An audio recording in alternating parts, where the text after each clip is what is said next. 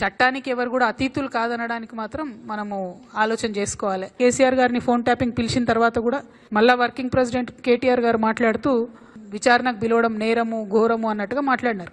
నేనేమంటున్నా, ప్రజా జీవితంలో ఉన్నప్పుడు అనేకమైన అంశాలు ఉంటే వాటి కాన్సిక్వెన్సెస్ ఫేస్ చేయాల్సి వస్తుంది. అసలు మమ్మల్ని విచారణకే పిలవద్దు అన్నట్టు మాట్లాడుతున్నారు. అసలు ఆ సిచ్యువేషన్ ఎందుకు వచ్చింది?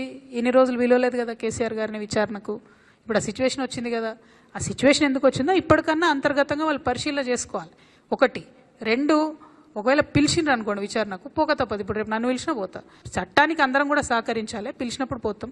కాకపోతే ఆ యొక్క ఆలోచన విధానం ఏదైతున్నదో అందులో మార్పు రానంత కాలం బీఆర్ఎస్ పార్టీని మాత్రం ఎవడు కూడా బాగు చేయలేడు. కాంగ్రెస్ గవర్నమెంట్ గుంటనక్కగతోని కంప్లీట్గా మ్యాచ్ ఫిక్సింగ్లు ఉన్నారు కాబట్టి వాళ్ళు దీన్ని కంక్లూడ్ చేయరు. నిజమైన నేరస్తులు బయటకు వస్తారని నేను అనుకుంటలేను. ఏదో టైంపాస్ చేసి ఇప్పుడు మున్సిపల్ ఎన్నికలు 10-11 రోజులు హడావుడ్ చేసి వదిలేస్తారేమో అనేటటువంటి ఆలోచన నాకున్నది.